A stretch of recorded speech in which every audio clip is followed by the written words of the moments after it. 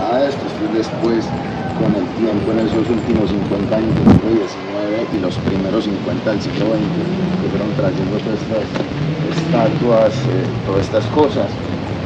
Con respecto a la hay varias cosas que vamos a hacer claridad. Hay unos emplazamientos que es lo que vamos a llamar mausoleos. Mausoleos es cuando hay varias personas enterradas en el mismo sitio, como en el caso de la familia de la que hemos antes. Hay otras que son tumbas en donde solamente está una sola persona, con lo cual, aunque en los libros de historia aparece como que fue gobernador de Antioquia, en realidad era el presidente del estado de Antioquia. En la constitución de 1863, que la de Río Negro, Antioquia figura como uno de los Estados Unidos de Colombia, era el nombre que tenía. Es un personaje muy raro, que, como les digo, para alguna gente es muy teso. Pasó a la historia con un apodo muy tremendo que es el incorruptible. Rico entre los ricos, el primer hombre de Colombia que cotiza en la bolsa de Nueva York, ¿cierto? Y bueno, aquí está, este es un mausoleo, tiene a varios miembros de su familia. Esta es una de esas estatuas de las más hermosas que hay, traídas de Pietra Santa Italia, que tiene fama de ser el sitio donde se consigue las canteras del mármol más blanco y más duro del mundo. Tiene varios nombres, unos la llaman el ángel del consuelo, otros dicen el ángel y el ánima, porque dicen que la que está arrodillada no tiene alas, entonces no puede ser el ángel, sino un ánima. Está construido con estilo muy recargado, que es el rococó, en donde abundan pues como el cenotacio, porque aquí no hay nada de Jorge, no están ni sus restos ni nada.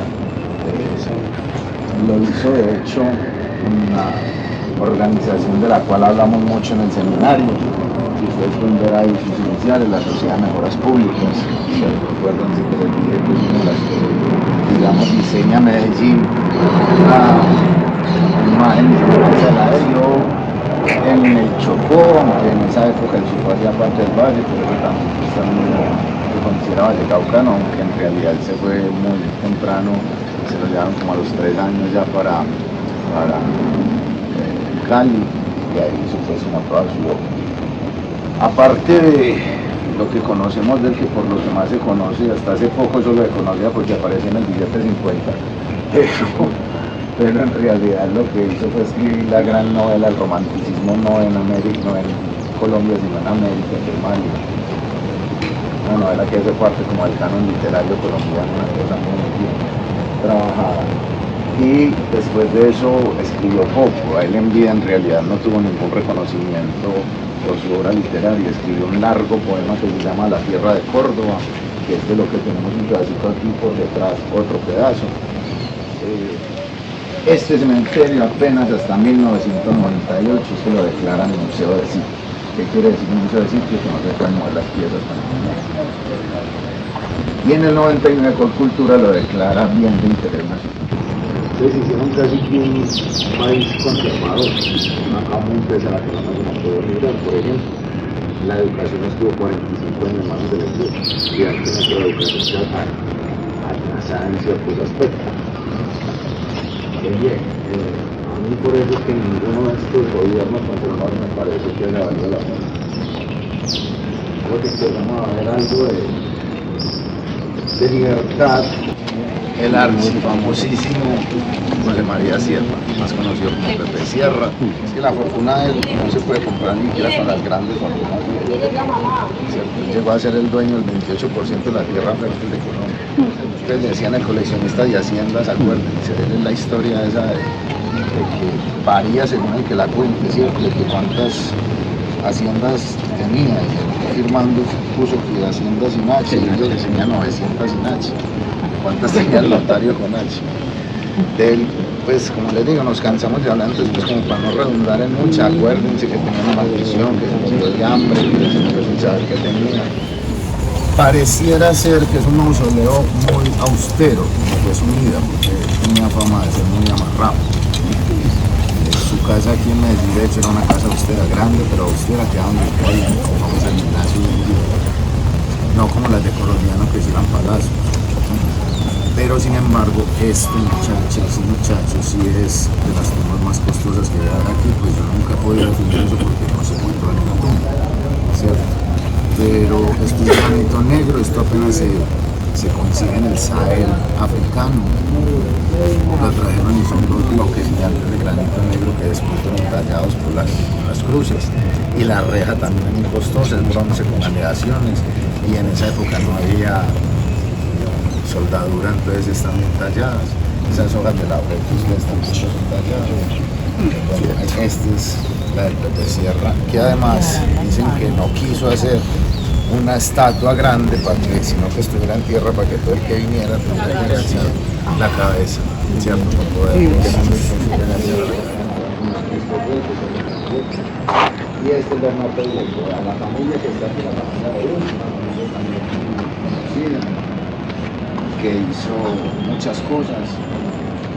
Fueron los de la vidriera de Caldas, acuérdense, ¿cierto? Y los que montaron la editorial Perú, que se hicieron millonarios, pero re millonarios vendiendo cuadernos rayados, ¿cierto? Que no había papel rayado. Y ya después, gracias a ellos, sí se imprimieron muchas de las obras más importantes, igual que Capacita Pública ahí, acuérdense que les dije, muchos les dan unos blasones importantísimos, que eran libros de un general francés. Otros dicen que no. Aquí siempre acuerden que les conté que hay como dos historias, una historia oficial y una historia más negra. La historia negra dicen que Jacques de Bedoya, que era el patriarca, se llamara Joaquín Bedoya y que se fue a Francia y no con plata y se puso Jacques de Bedoya. Y así cada uno de ellos. Se volvieron periodistas importantes también. Hoy en día queda uno de ellos que es muy famoso, que sacó carbón y oro y amaga parejo, o sea, son mineros de los que contribuyeron para hacer el ferrocarril de Antioquia, que fue una entidad privada durante mucho tiempo. Pero independiente de él, les iba a mostrar por allá, pero ahora que vamos por ese lado lo pillan, es que este es el típico mausoleo que usted entra y adentro tiene también como una arita pequeña, como para cantar misa y demás, ¿cierto? Que tiene pues una entrada por allá. Pero más importante es esta es la Piedad, también de don Bernardo Viejo Ortiz, el mismo del Psicopompo, del Ángel, ¿cierto? Esta es la imagen del cristianismo por antonomasia, el momento en que la madre recibe a su hijo de la cruz, muerto. Es muy particular, es una imagen, primero bellísima y muy impactante, esta escala de 3:1 con la escala humana. Y tiene una cosa que es distinta, bueno, esta imagen, como todos ustedes saben, es de las más representadas en el cristianismo, ¿cierto? Pues Miguel Ángel, el que más famoso es, pero también el Giotto, el Greco, muchos la han representado. Lo teso de la de Bernardo Viejo es que, a diferencia de las otras, la madre no está doliente, sino que está brava, ¿cierto? Como reclamándole, enojada, como reclamándole al cielo, como sotaneando al cielo, pues por lo que acaba de ocurrir. Tiene varias cosas, la corona de espina y los 3 clavos que terminan volviéndose el símbolo de la familia Viejo. Y tiene una cosa que es más impresionante, que no sé, hoy el cementerio está raro, está vacío, cierto, pero yo creo que es pues porque hay algún evento especial, que fue lo que leí ahora, que no me acuerdo cómo se llama, pero es algo como de Navidad. Entonces es grave, pero aquí viene mucha gente por lo general. Y tienen la particularidad de la que les iba a hablar, es que entre el 91 y el 92 Medellín va a ser la ciudad más peligrosa del mundo. Se mató un montón de gente, esas muertes y esos niveles de peligrosidad se miden por la cantidad de homicidios. Ese año hubo 367 homicidios por cada 100.000 habitantes. Para que ustedes se hagan una idea, hoy en día la ciudad, en el 2019 que consulté la última vez, las ciudades más peligrosas eran Caracas y San Pedro Sula, y tenían 119 y 120 por cada 100.000 habitantes. Que nosotros ese año en Medellín triplicamos esas cifras. Esas cifras hoy las tienen países que están en guerra únicamente. Eso llevó a que esto, y aquí nos permite hablar un poquito, aunque voy a ser muy breve porque ya en clase lo dije muchas veces, este cementerio, que fue el cementerio de los ricos, terminó siendo el cementerio de los pillos, pues porque estuvo por distintas azares de la vida, acuérdense, terminó quedando en el epicentro de la comuna nororiental, entre los barrios más populosos y populares, inundaron de bandidos pues a Medellín también. Entonces, por ser también el epicentro de esta comuna, pues muchos de esos bandidos que mataron en ese año terminaron enterrados aquí. lo que hizo que el cementerio colapsara. La única vez que ha estado a desbordar. Tanto así que tuvieron que hacer 460 nuevas tumbas, ¿cierto? Que ahí es donde montaron segundos y terceros pisos. Y aún así no dio abasto. Entonces, como muchos pillos querían enterrarse aquí, pues ahí es donde venían y miraban qué tumba estaba cercana a los 4 años, contactaban a la familia, les daban algún dinero para que sacaran a sus muertos y ellos poder enterrar a este muchacho que mientras tanto lo velaban en el mar, ¿cierto? Hay un libro que habla un poquito de eso, que se llama La Cuadra, y era muy conmovedor ver a muchas de estas madres de estas comunas venir aquí a arrodillarse y a través de ofrendas de flores y demás a esta estatua, como que vinculándose con ese dolor ancestral de una sociedad enferma donde las madres entierren a sus hijos, ¿cierto? Que es lo que no debe ocurrir nunca más, por jodido que sea, lo natural es que los hijos enterren a los padres. Cuando se montan, se empotran al poder en el 85, casi que no lo sueltan, que logra el 45. Entonces hicieron casi que un país conservador, una capa muy tesa la que no nos puede brindar. Por ejemplo, la educación estuvo 45 años más de ellos, ya que nuestra educación está atrasada en ciertos aspectos. Pero bien, a mí por eso es que ninguno de estos gobiernos conservadores me parece que haya valido. Aquí en Colombia habían 2 compañías aéreas, la SCATA y la SACO. De la SCATA va a salir después Avianca. Y tenían una competencia muy dura entre ellos. El de la SACO en Manizales le hizo una maniobra al de la SCATA y aquí él quiso cobrársela, no calculó bien y los aviones colisionaron. Ahí se muere Gardel, Alfredo Lepera, que era su letrista, y 2 guitarristas, Barbieri y Riverol. El tercero, que era apellido Ricardo, quedó ciego y es como el único testigo del siniestro de cómo fue que ocurrió, porque después salió 1000 versiones que a Gardel lo habían asesinado antes del choque, bueno, un montón de cosas. Como en esa época era tan difícil también el tránsito entre países, pues aquí estuvo guardado 6 meses antes de que lo trasladaran a Buenos Aires. Casi de todo, arquitecto, ingeniero, pintor, escultor, acuarelista.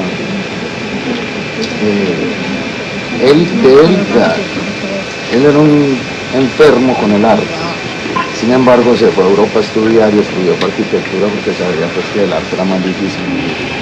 Entonces viene aquí y lo contratan para una cosa muy específica y fue diseñar la Facultad de Minas. Y él es el que la hizo. Y después la va a adornar también. Casi todos los murales grandes que tenemos en Medellín son de él. Los que están afuera de Flamingo y en el Parque de Río son de él, los de la Facultad de Minas, los de Pujarra. Bueno, ya hay otra gente haciendo muralismo también muy pesa, pero él sí, él conoció a los grandes muralistas mexicanos, a Rivera, Siqueiros. Él fue maestro de Débora Arango también, que hace muralismo. Y pues tiene otras facetas más desconocidas, como escultor, tiene otras muy tesas, y es que fue el que diseñó el barrio Laureles. De hecho, la forma tan complicada de Laureles es porque él pensó que se pareciera por un lado a París y por otro que desde arriba se viera como un cerebro. Entonces por eso es que tiene todas esas diagonales transversales. Es don Álvaro Carvajal. Don Álvaro Carvajal también empresario, bueno, realmente él estudiaba arquitectura y se tuvo que salir porque no le alcanzó para terminar la carrera, pero siguió estudiando por su cuenta y se volvió muy teso. Al punto que en un concurso que hicieron para diseñar la capilla, la iglesia en Envigado, que llamaban Lourdes, muy bueno. Él se le ganó y le ganó a Gobart, pues Gobart era Gobart, y quiso casi todas las capillas. Santa Gertrudis. Sí, Santa Gertrudis, eso. Él se la ganó, bueno, y después montó una empresita que es Carvajal. Y él mismo hizo la estatua de su mausoleo, que es San Justo Pastor, el que se supone que coge las almas y las trae al rey. Pille. Esta es la familia de don Pedro Estrada. Don Pedro y don Francisco Estrada van a ser los primeros optómetras en Medellín, que crearon una óptica que todavía está hoy es muy famosa, que es la óptica Santa Lucía, ¿cierto? Ricos, recontra ricos. Y ellos se hacen más famosos es porque fueron los que contrataron al hijo de Horacio Merino Rodríguez, o sea, don Nel Rodríguez, para que les diseñara el Palacio Egipcio, ¿cierto? Vayan y lo visitan, es una de las joyas arquitectónicas y extrañas de esta ciudad, ¿cierto? Todavía está ahí en Prado, realmente se llama el Palacio Ineni, ¿cierto? Es muy sollado, es muy raro que en Medellín haya una cosa de esas, y a mí siempre me ha hecho decir que cuando critican la extravagancia de los traquetos y extravagantes los ricos, porque ¿quién manda a hacer un palacio medieval o un palacio egipcio en Medellín? ¿Cierto? Pero bueno, y esta es en mi concepto la mejor escultura que hay aquí, al menos lo que yo creo que lo que debe cumplir el arte, que es la que más conmueve de las que hay aquí, es una escultura impresionante de don Bernardo Vieco Ortiz, el mismo custodio de la ciudad. Se llama Las Tres Marías, realmente ese es su nombre. Lo que quiso hacer don Bernardo Vieco con ellas era mostrar como las tres posibilidades después de la muerte, por eso una mira hacia el frente, una hacia abajo y otra hacia arriba, y también los tres estadios de la vida, la niñez, la adultez y la vejez. Sin embargo, la gente que siempre es la que termina apoderándose de las cosas, las ha vinculado desde siempre con las ánimas del purgatorio. Entonces, como la vinculan con ellas, siempre vienen a traerles flores, les traen ofrendas. Y gracias a ser como la escultura más famosa del cementerio, se han tejido un montón de mitos alrededor de ella que la hacen fascinante. Una es que dicen que las han visto deambulando por las galerías, ¿cierto? Que son las que cuidan el cementerio. Antes de que tuvieran todos estos teléfonos y todas estas vainas, la gente decía que cambiaban de posición, ¿cierto? Hay otros que dicen que todos los días dan un paso hacia adelante. Jesús Ramírez Jones, dueño de ser tenderos.